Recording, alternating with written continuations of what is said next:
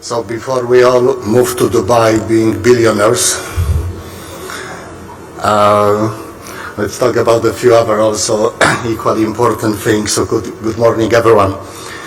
And thank you for having me at this global summit. It's obviously an honor to be asked to speak here in India, and to be hosted by one of the most prestigious media houses, the Times of India. In this era of economic and geopolitical uncertainty and the era of divisiveness, forums such as this one are very vital in bringing together people from different backgrounds to find constructive solutions. This is not an era when any of us can effectively operate in silos, and we must work together as one family, to create the platforms and pathways that deliver positive change. The pace of innovation driven by science and technology has accelerated in the past decades.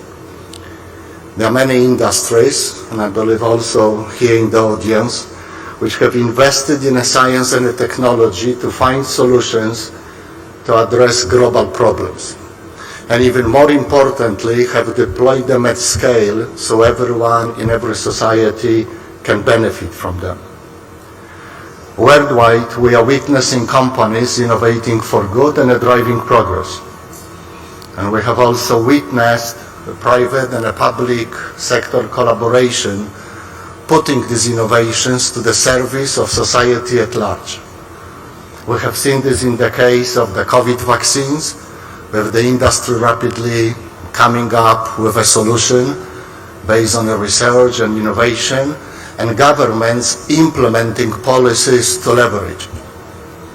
The science and technology integrated with a collaboration between a private and the public sector has proven to be key to identify solutions to overcome difficult challenges, and ultimately, when adopted, improve lives for all of us. Let's look at one example we are all familiar with, I guess, but with a lot of similarities we can find in other industries, in other domains. Is the energy industry. We know the environmental impact of fossil fuels. While we work toward eliminating or reducing the use of fossil fuels, for example, by deploying more energy efficient solutions such as LED bulbs or more efficient engines, we are also working in parallel to replace fossil fuel energy by increasing the use of renewables. We are also sparing no efforts at the same time in designing policies to accelerate the adoption of better solutions, both among consumers and at the industry level. The first approach tackles the issue at its root, which is the elimination of harm creating resources. The second tackles it by identifying alternatives. The harm elimination and the harm reduction are not mutually exclusive. Deployment of these two approaches in parallel accelerates the resolution of the problem. In all these examples, science and technology has come together with public-private partnership to drive a positive impact on a society. And here I am. My industry is no different.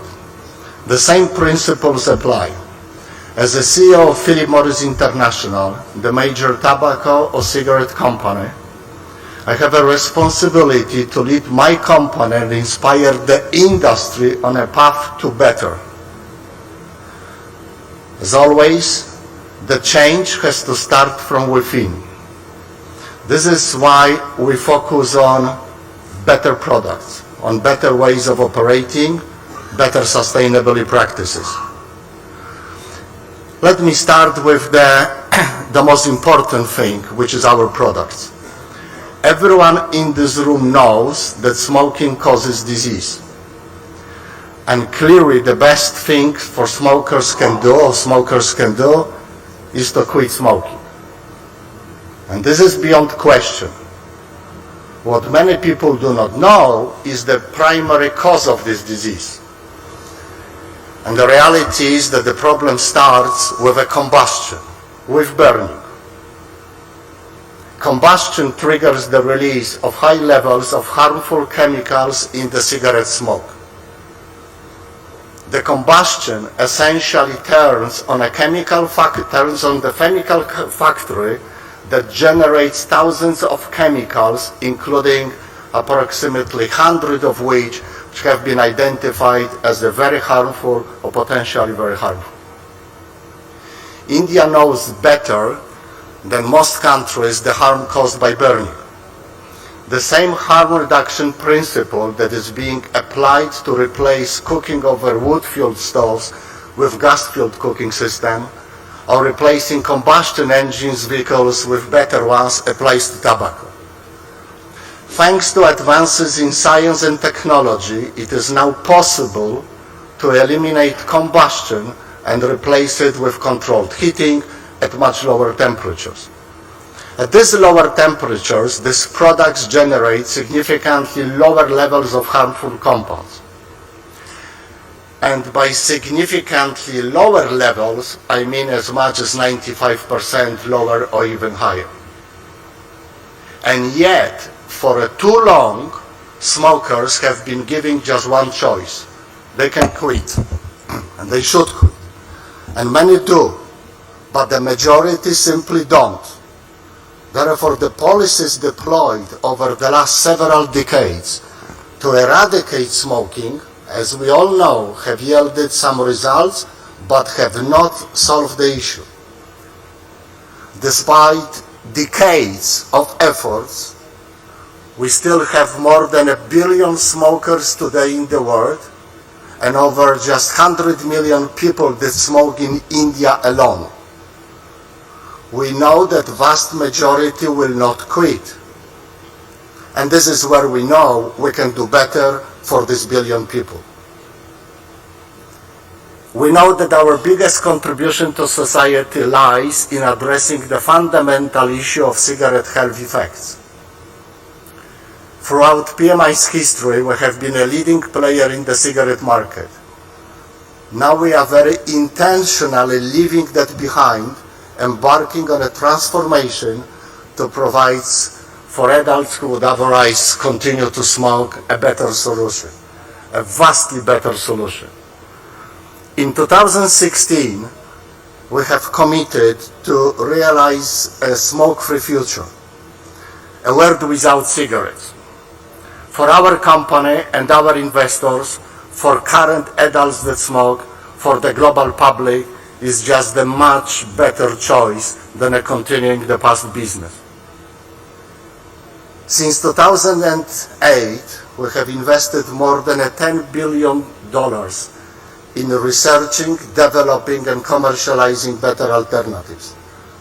Research on our heated tobacco product includes 18 non-clinical, 10 clinical studies, as well as over 450 peer-reviewed publications, book chapters, and so on and so on.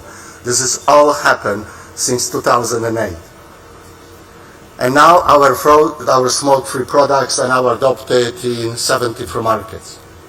But as I mentioned previously, solutions to the issues of societies takes more than a simple innovation or the initiative of the private sector. It is important that others embrace the opportunity offered by innovation and science, to benefit the world. The challenges across the world are a mix of science-integrated and public sector collaboration. When this collaboration happens, the impact comes at scale. Now, innovation by the nature of offering something new, something that didn't exist before, is often met with a skepticism. Is the new thing really better than the previous one? But once we embrace it, once we are comfortable with the new, previously unattainable goals are coming within our reach. And this is also happening in the tobacco sector. Globally, public health authorities, expert organizations, and society at large are increasingly leveraging the innovation to tackle the serious health consequences of smoking. In the United States, the Food and Drug Administration has created a separate pathways for innovative tobacco products that evidence proves to be better than cigarettes. Through this pathway, FDA authorized the marketing of alternatives to cigarettes that they deem appropriate from the perspective of promoting public health. Similar approaches have been implemented by many other countries. In recent years, many countries have seen their cigarette sales decline, replaced by the adoption of much better alternatives. In Sweden, where better alternative oral tobacco products such as snus and its recent evolution nicotine-containing pouches are widely available to adults, just less than 6% of people smoke. For reference, this is about 2 times lower than India's smoking incidence.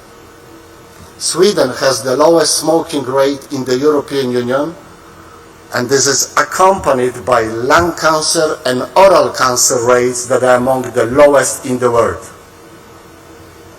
Another example is Japan.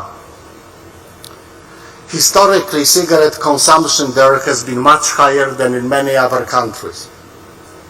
In the period between 2011 and 2015, cigarette sales declined at an annual rate of about 1.8% on average.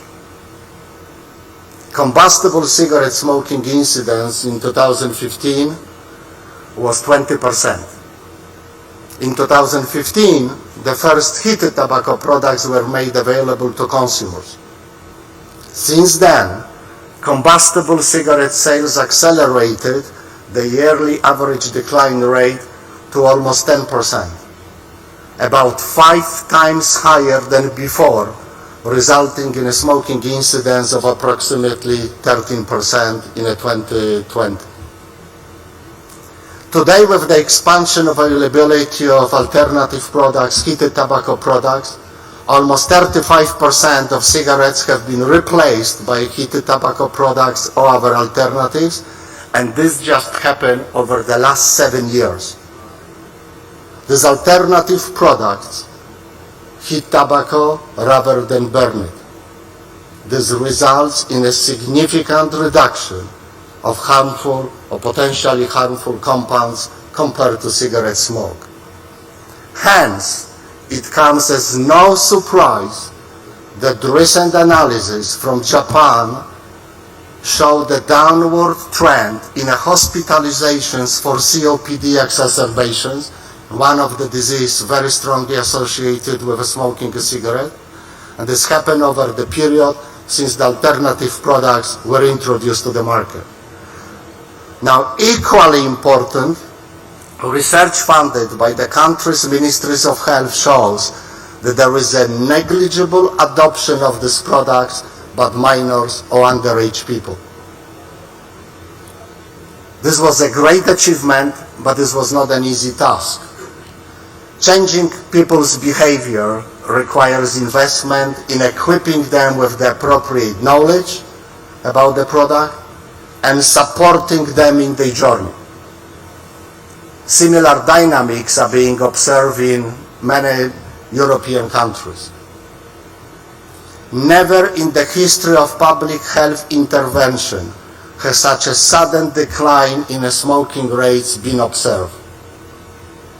Now, what might this mean for India? India is no stranger to harm reduction. It has led the world in embracing policies that reduce harm in other contexts.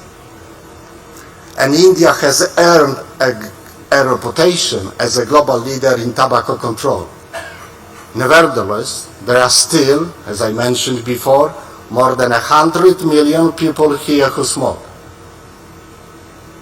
So what could it look like if India saw similar results to what other countries have seen by making better choices available to smokers who otherwise would continue smoking, who wouldn't quit? What if, like in Japan, 35% of people that smoke move to less harmful forms of tobacco consumption. That would mean 35 million adults in India who adopt better alternatives to cigarettes. A huge potential not only to improve their individual health, but also to reduce the burden on the healthcare system. There are also 200 million users of oral tobacco in India. They could be offered modern oral tobacco products that are much safer, products that benefit from scientific and technological advances. These products exist today and have a significant impact to public health, as has happened in Scandinavia. We have seen the impact of India adopting science and technology at scale in the context of the pandemic, unified payment systems, many other areas. This pioneering approach can also apply to tobacco harm reduction to bring a massive public health breakthrough at home and across multiple countries. All that's needed is for today's innovative science-based products to be matched by equally innovative policies that encourage people that smokers to switch to less harmful alternatives.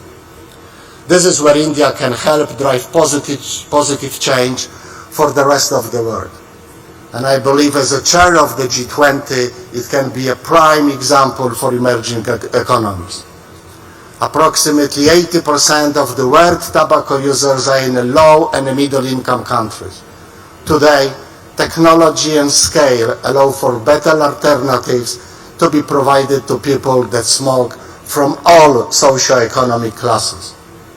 Innovation in the tobacco industry is finally a reality. The question we must ask ourselves is this: how do we ensure that innovations are used in the service of people? In other words, how do we leverage technology, science, innovation to accelerate public health progress and get millions of people here that smoke away from cigarettes? Given India's history in leveraging innovative solutions to solve issues of society, I am confident that India will be a global leader in progressive tobacco policies going forward. Thank you for your time and attention.